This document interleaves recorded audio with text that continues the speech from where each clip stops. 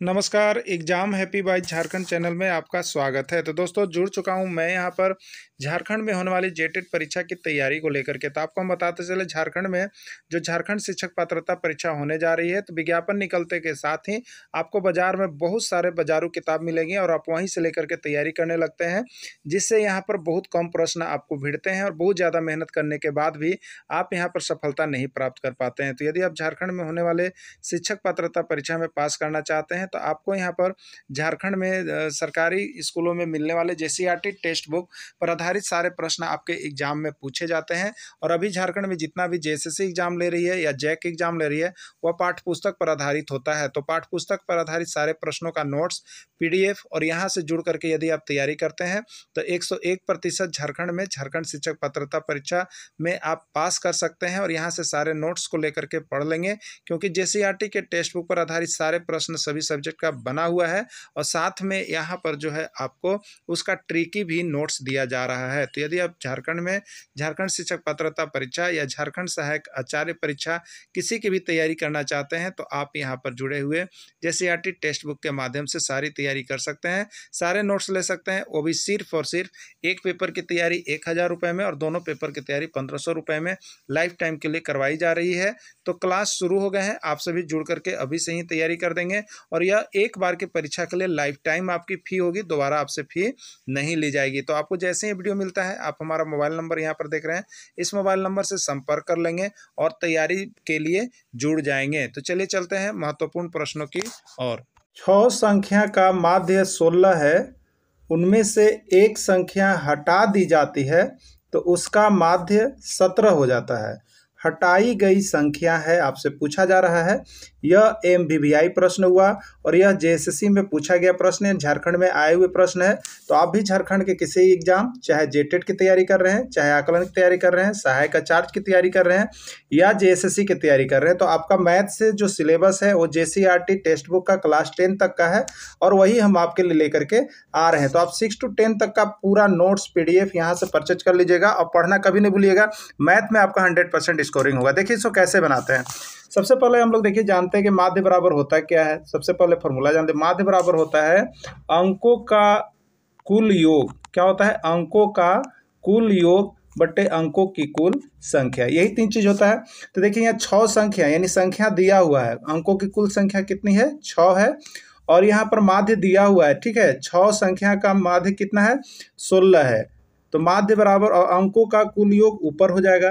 तो अंकों का कुल योग कितना हो जाएगा? तो 16 गुने 6 हो जाएगा। 16 गुने 6 बराबर हो जाएगा 96, ठीक है। तो यहाँ पर देखिए सबसे पहले कर देंगे 6 संख्या का माध्य 16 है, तो ये जो 6 संख्या हुआ उसके अंकों का कुल योग कितना हो जाएगा? जब 6 संख्या साथ में होगा तब तो उसका कुल हो जाएगा, अंकों का कुल योग आप जब निकालेंगे तो हो जाएगा 6 गुने 16 यानी 96 हो जाएगा, ठीक है। यानी जब 6 संख्या है तो उसका कुल योग कितना हो गया आपका? 96। लेकिन नेक्स्ट बार करें कि उनमें से एक संख्या हटा दी गई, अगर हटा दी जाती है, ठीक है, तो एक संख्या हटा दिया गया तो बचा आपके पास कितना संख्या? 5। और उसका माध्य देखिए दिया हुआ है कितना? 17। तो ये अंकों का जब 5 संख्या है तो उसके अंकों का कुल योग कितना हो जाता है? 5 गुने 17, 17 पचे 85, ठीक है। तो देखिए 6 संख्या का योग दिया हुआ है 96 और 5 संख्या का योग आ गया आपको 85। तो जो संख्या हटाया गया है उसको आप क्या कीजिएगा? घटा दीजिए। तो 6 संख्या का योग में से 5 संख्या का योग हटाइएगा तो 6 संख्या का योग कितना आ गया? 96। और 5 संख्या का जो योग किए तो कितना आ गया? 85। अब 96 में से जब आप 85 घटाते हैं तो आपको बचता है 11। तो यही जो है आपकी हटाई गई संख्या होगी। तो इस तरह से आप देखिए कम समय में इस तरह से बना सकते हैं। और विशेष जिनको डीपली चाहिए तो वो हमारा यहाँ से पीडीएफ परचेज करना नहीं भूलेंगे, क्योंकि जो भी पीडीएफ के लिए जुड़े हुए हैं, जो यहाँ पर क्लास करके तैयारी कर रहे हैं, उनके लिए सारा नोट्स बना हुआ रहता है। और उसके बाद भी यदि समझ में नहीं आती है तो आप यहाँ पर कॉल से क्लास कर सकते हैं ऑफलाइन के जैसा हमसे संपर्क करके। तो देखिए ये तो हमने बना दिया, इसका आंसर 11 हुआ। अब नीचे जो उनको डीप में जाना हो, जिनको डीपली जानना है, उनके लिए देखिए यहाँ पर बना हुआ है 6 संख्या का माध्य, ये पूरा निकाला गया है जिस तरह से सिस्टमेटिक आपका बनता है। तो आप सभी पीडीएफ लेकर के इसको बना लीजिएगा। तो इस तरह से यहाँ पर है, देखिए यहाँ पे बेसिक भी दिया गया है और ट्रिक भी दिया गया है, आप कैसे निकालेंगे। तो मैथ की बहुत ही अच्छी तैयारी आपकी हो जाएगी, चाहे सोशल साइंस हो, सभी सब्जेक्ट का यहाँ पर तैयारी चल रहा है। अगला है बिंदु 6-8 की दूरी मूल बिंदु से कितनी होगी? बिंदु 6-8 की दूरी मूल बिंदु से कितनी होगी, याद रखिएगा। ठीक है, ये भी प्रश्न आपके जेएसएससी के पूछे गए प्रश्न है। और आपको तो हमने बताया भी है कोऑर्डिनेट, यानी जिसको हम लोग कहते हैं निर्देशांक ज्यामिति, जो क्लास 10th का है। आप जरूर पढ़ के अपने एग्जाम में जाइएगा, और नहीं पढ़ पाते, नहीं समझ आता है, तो आपके लिए हम यहाँ पर तैयारी करवा रहे हैं सारा नोट्स पीडीएफ जो अब तक जेएसएससी का यानी झारखंड में प्रश्न पूछा गया है। ठीक है, तो देखिए बिंदु 6-8 की दूरी मूल बिंदु से कितनी होगी। ठीक है, आप याद रखिएगा, किसी का भी मूल बिंदु क्या होता है बताइए? मूल बिंदु होता है 0 0। मूल बिंदु क्या होता है? 0 0। तो यहाँ मूल बिंदु से होगी। ठीक है, दूरी निकालना है, तो दूरी सूत्र आप जानते हैं। दूरी सूत्र आपको इसके पहले वाले वीडियो में मैंने बताया है। दूरी सूत्र बराबर होता है x2 माइनस x1 का होल स्क्वायर प्लस होता है y2 माइनस y1 का होल स्क्वायर। ठीक है, तो इसमें देखिए एक बिंदु जो हो गया आपका 6-8 और दूसरा बिंदु क्या हो गया 0 0। तो हम यहाँ पर 6 में से 0 घटा लेंगे, 8 में से 0 घटा लेंगे, तो क्या हो गया 6 में से 0 तो 6 का स्क्वायर, और 8 में से 0 तो 8 का स्क्वायर। इसलिए देखिए इसका फॉर्मूला याद रखिएगा, कभी भी मूल बिंदु से अगर दूरी पूछ दिया जाए तो किससे पूछ दिया जाए? मूल बिंदु से। और फॉर्मूला जब याद नहीं होता तो आप एक ही फॉर्मूला याद रखिएगा कि ये ए है, ए इसका x1 y1 हो गया। अगर ये बी है मूल बिंदु 0 0 हो गया, तो दूसरा का मूल बिंदु है ये ए और ये बी। तो इसे दूरी सूत्र से आप निकाल दीजिएगा तो भी आपका आंसर वही आएगा। ठीक है, तो मूल बिंदु से दूरी का सूत्र क्या होता है? तो देखिए होता है अंडर रूट एक्स का स्क्वायर। ठीक है, और प्लस क्या हो जाएगा y का स्क्वायर कर दीजिएगा, जो आएगा वही आपका आंसर हो जाएगा। तो देखिए यहाँ पर ये शुरू वाला क्या होता है? x होता है, और बाद वाला क्या होता है? y होता है। जब भी निर्देशांक आप लीजिएगा तो निर्देशांक में इस तरह से लिखाया जाता है x और y, यानी पहला यहाँ जो भी संख्या दिया जाएगा वो आपका x का वैल्यू होगा, और जो यहाँ दूसरी संख्या दिया जाएगा दूसरा बार वो y का होता है। ठीक है, तो ये सिंगल है इसलिए इसको x y लिए, अगर दो गो रहेगा तो इसको x1 y1 और अगला को x2 y2 हम लेते हैं। ठीक है, अब देखिए यहाँ पर तो अंडर रूट 6 का स्क्वायर प्लस अंडर रूट 8 का स्क्वायर। 6 का स्क्वायर कितना होता है? 36, और 8 का स्क्वायर कितना हो जाएगा? 64। 36 और 64 को जब आप जोड़ेंगे तो कितना होगा? 100, और 100 का वर्गमूल आपको कितना हो जाएगा? 10 हो जाएगा। देखिए वर्गमूल आपको याद रखना है, और वर्ग कम से कम 30 तक का तो पक्का वर्ग याद रख लीजिए। जब वर्ग याद रहेगा तो आपको वर्गमूल भी निकल जाएगा। वर्गमूल याद करने की आवश्यकता नहीं है, वर्ग याद कर लीजिएगा। ठीक है, चलिए देखिए यहाँ पे नीचे ये बनाए हुए प्रश्न है, आपको इस तरह से बनाया पीडीएफ मिलता है, जिसमें पूरा जो है प्रैक्टिस सेट आपको उसका सॉल्यूशन साथ में मिलता है। डेली यहाँ पर क्लास चल रहा है, तो आप लोग लेट नहीं करेंगे, क्योंकि परीक्षा जो भी है, चाहे आप सहायक आचार्य का है, चाहे जेटेट का है, चाहे आकलन का है, सभी का जून में यहाँ पर एग्जाम हो जाएगा। इसलिए आप सभी अभी कभी जरूर जुड़ जाइएगा, नहीं जुड़ रहे हैं तो आपका नुकसान हो रहा है। ठीक है, चलिए अगला प्रश्न देखिए, ये आया हुआ था, निम्नलिखित में से कौन अभाज्य संख्या? आपको पता करना है कि इसमें कौन सी अभाज्य संख्या है। ठीक है, तो अभाज्य संख्या और भाज्य संख्या, दो संख्या के बारे में आप क्लियर याद रखिएगा, अभाज्य संख्या और एक होती है अभाज्य संख्या। तो अभाज्य संख्या वैसी संख्या होती है जो दूसरे किसी और से नहीं कटती है, सिर्फ अपने ही अंकों से कटती है, सिर्फ अपने ही से कटती है, तो वो अभाज्य संख्या होती है। दूसरा किसी भी अंक से नहीं कटेगी। अगर दूसरा किसी अंक से कट रही है तो वो भाज्य संख्या है। तो हम लोग चेक करेंगे इसमें, अगर 8 को चेक करेंगे तो 8 देखिए 1 से भी भाग लगता है, 2 से भी भाग लगता है, 4 से भी लगता है, 8 से भी लगता है। तो यह अपने छोड़ करके, 8 को छोड़ करके बाकी अन्य से कट रही है, इसलिए यह कौन सी संख्या है? भाज्य संख्या है। चलिए 9 की चर्चा करेंगे, तो 9 देखिए किससे कट रहा है? 1 से भी कट रहा है, 3 से भी कट रहा है, 9 से, यानी अपने छोड़ करके अन्य किसी से भी कटे तो वो क्या है आपका यहाँ पर भाज्य संख्या है। तो ये 9 क्या है आपका? भाज्य संख्या है। चलिए अब देखते हैं 11। ठीक है, 11 को चेक करते हैं तो 1 और 11, तो 11 सिर्फ और सिर्फ किससे कट रहा है? 11 से। 1 से सभी संख्याएं कटती है, इसलिए 1 का यहाँ पर जिक्र नहीं करेंगे। यानी वैसी संख्या जो 1 और अपने से स्वयं कटती है तो वही अभाज्य संख्या होती है, अगर इस तरह से आप देखेंगे तो। ठीक है, तो यहाँ पर 11 सिर्फ 11 से ही कट रहा है, इसके अलावा किसी और से नहीं कट रहा है। 1 तो सभी से कटते हैं, इसलिए 1 को नहीं लेना है आपको। ठीक है, इसलिए यह क्या कौन सी संख्या हो जाएगी? अभाज्य संख्या हो जाएगी। तो ये अभाज्य संख्या हो गया। चलिए देखिए नोट्स नीचे बने हुए हैं, आपको पूरा यहाँ पर देखिए परिभाषा लिखा हुआ है, क्योंकि आप जब वीडियो देखते हैं तो आप उससे अगर चाहिए कि हम नोट्स बनाए तो नहीं बन पाता है, इसलिए यहाँ पर हम आपके लिए क्या करते हैं, जो हमारे साथ जुड़ करके फिर से तैयारी करते हैं उनको हम यहाँ पर PDF दे देते हैं, जिसमें सारा चीज़ बना हुआ रहता है, आपको मेहनत करने की आवश्यकता नहीं पड़ती है। अगला प्रश्न है और AMVVI प्रश्न है, और अब तक JSSC में 2 बार पूछा गया प्रश्न है।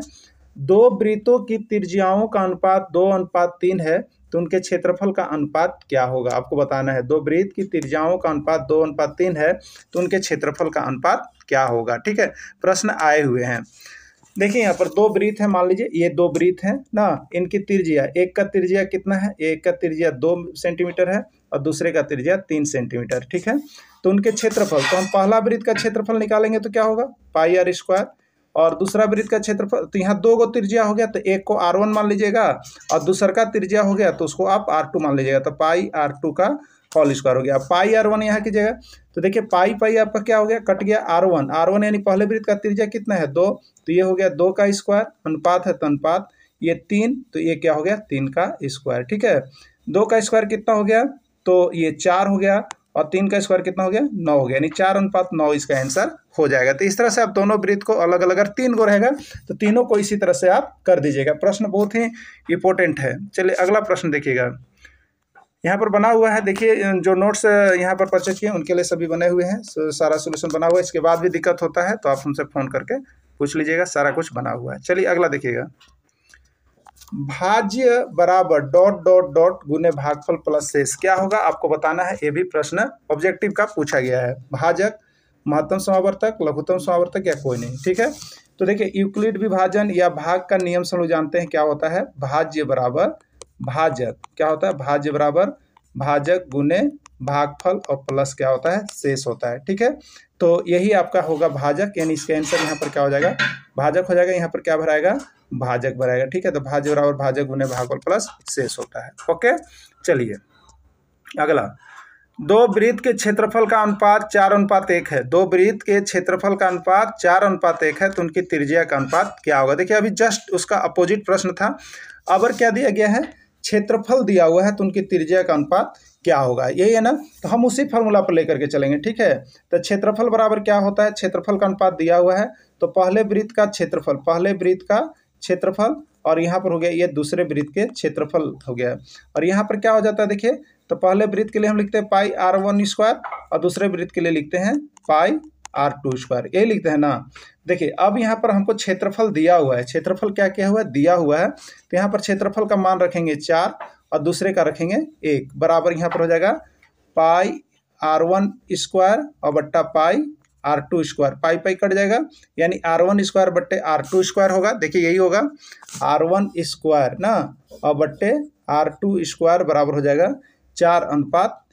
अब क्या करेंगे, हम दोनों पर स्क्वायर है इसलिए R1/R2 का स्क्वायर हम लिख सकते हैं और बराबर कितना हो जाएगा 4:1 हो जाएगा। अब क्या करेंगे, अगर स्क्वायर हम हटाते हैं, यहाँ से स्क्वायर हटाते हैं तो इधर क्या बैठेगा रूट बैठेगा, यानी हम क्या कर सकते हैं तो R1/R2 बराबर 4:1 का इसको हम रूट बैठा देंगे यानी वर्गमूल। अब आप 4 का वर्गमूल निकालेंगे तो कितना हो जाएगा 2 हो जाएगा और 1 का वर्गमूल निकालेंगे तो कितना हो जाएगा 1 हो जाएगा, तो 2:1 इसका आंसर हो जाएगा, ठीक है। 2:1 आपका किस में दिया हुआ है सी में दिया हुआ है, इसलिए सी इसका राइट आंसर हो जाएगा। तो देखिए इस तरह का प्रश्न एकदम बार बार आपका जो है झारखंड में पूछा जा रहा है, और मैथ्स के लिए तो आप 100% समझिए कि यहीं से आ रहा है, आपको लूसेंट इस सब पढ़ने की आवश्यकता नहीं है। जेसीईआरटी टेक्स्ट बुक से आ रहा है तो आपको यहाँ पर जेसीईआरटी का 100% कलेक्शन आपको मिलेगा, जो कि एग्जाम में 100% भिड़ेगा भी, तो आप यहीं से सारा नोट्स और PDF परचेज करके मैथ्स के लिए जरूर पढ़िएगा, ठीक है। चलिए जो नोट्स के लिए है उनके लिए देखिए डिटेल्स बने हुए हैं, आप अगर नहीं बना पाएँ तो यहाँ पर देखिए डिटेल्स बना हुआ है, इसके बाद भी दिक्कत है तो आप समझ लीजिएगा आगे हम करके। देखिए दोनों का फॉर्मूला भी यहाँ पर लिखा हुआ है, किस तरह से जब त्रिज्या दिया रहेगा तो और क्षेत्रफल दिया रहेगा तो हम लोग निकालेंगे। अगला है बिंदु -3 -5 किस पाद यानी चतुर्थांश में स्थित है। ये निर्देशांक ज्यामिति का पाठ है आपको। तो देखिए यहाँ पर -3 या -5 किस पाद या चतुर्थांश में स्थित है, प्रथम पाद, द्वितीय पाद, तृतीय पाद या चतुर्थ पाद, किस में स्थित होगा।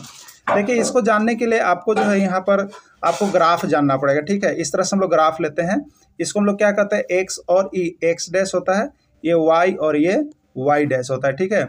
इधर जो भी संख्या हम चलते हैं वो प्लस में होता है और इधर जो भी संख्या चलते हैं वो माइनस में होता है। ऊपर जो जाते हैं वो प्लस में होता है और नीचे जो आते हैं वो माइनस में होता है, ठीक है। अब देखिए पाद कहाँ से लिखना स्टार्ट करते हैं, प्रथम तो यहाँ से करते हैं, ये पहला हो गया, ठीक है, ये दूसरा हो गया, ये तीसरा और ये चौथा। अब यहाँ पर चिन्ह देखना है। देखिए इस प्रथम कॉलम में देखिएगा, प्रथम में तो सबसे पहले एक्स का लिखते हैं, तो एक्स का साइन क्या हो रहा है प्लस, एक्स का साइन क्या हो रहा है प्लस। अब वाई पर हम जाएंगे तो वाई का साइन क्या हो रहा है प्लस, यानी प्लस और प्लस 21 चतुर्थांश में स्थित होगा, प्रथम में। किस में स्थित होगा, प्रथम में। चलिए सेकेंड का कैसे लिखेंगे, सेकेंड में एक्स की ओर चलेंगे आप, एक्स की ओर पहले, तो यहाँ पर क्या है माइनस, तो माइनस हो गया।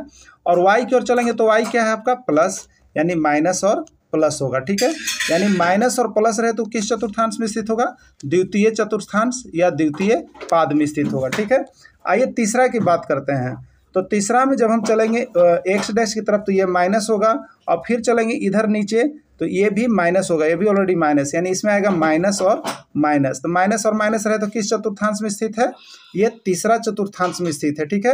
और आपका देखिए यहाँ पर क्या दिया है, माइनस और माइनस, तो ये तीसरा चतुर्थांश में स्थित है, इसका आंसर सी होगा। उसी तरह से चतुर्थ के लिए क्या होगा, तो एक्स में देखिएगा तो प्लस और वाई में देखिएगा तो माइनस, यानी प्लस और माइनस। ये किस चतुर्थांश में स्थित होगा, चतुर्थ में।